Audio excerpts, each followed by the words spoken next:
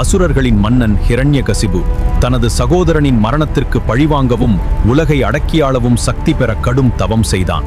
மகனே ஹிரண்யகசிபுவே, உன் தவம் என்னை மகிழ்வித்தது.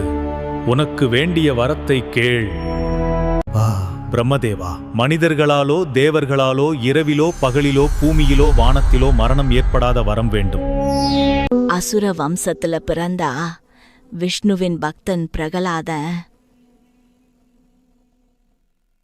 வரம் பெற்ற ஹிரண்யகசிபு உலகையே தனது கட்டுப்பாட்டில் வைத்ததோடு மட்டுமல்லாமல் தன்னை மட்டுமே கடவுளாக வணங்குமாறும் செய்து கொண்டான். ஓம் நமோ நாராயணா, நீ எங்கும் நிறைந்த பரம்பொருளாயிருக்கிறாய். நண்பர்களே, எல்லா இடத்திலும் நாராயணன் இருக்கிறார். நாராயண மந்திரம் என்றும் நலம் தரும் மந்திரம். நாராயணனே முழுமுதற் கடவுள். பிரகலாதா, உலகமே என்னைத்தான் கடவுளாக வணங்குகிறது. நான் தான் கடவுள், வேறு யாரும் இல்லை. நீயும் என்னைத்தான் வணங்க வேண்டும்.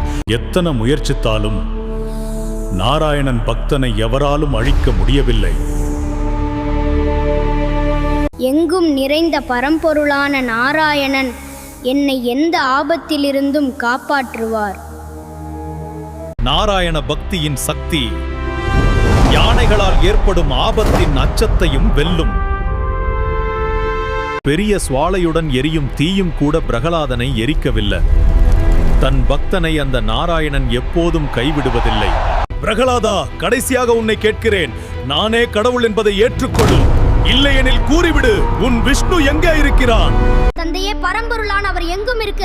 சிறிய துரும்பில் மட்டுமல்ல, பெரிய இந்த தூணிலும் இருக்க. எங்க இருக்கிறான்? காட்டு பார்க்கலாம். இங்கேயா? இந்த தூண்ல இருக்கிறானா? இந்த தூணிலா என்று கேட்டவாறே இரண்யகசிபு தன் கதையால் அந்த தூணை அடித்த அந்த ஒரு அடியில் உலகமே மாறியது. உடைந்த அந்த நூலிலிருந்து மனிதனும் அல்ல, மிருகமும் அல்ல, நரனும் சிம்மமும் கலந்த நரசிம்மர் உக்கிர வடிவில் தோன்றினார். நரனும் சிம்மமும் கலந்து உக்கிர வடிவில் தோன்றியுள்ள இவர் யார்? ஒருவேளை நாராயணனாக இருக்குமோ?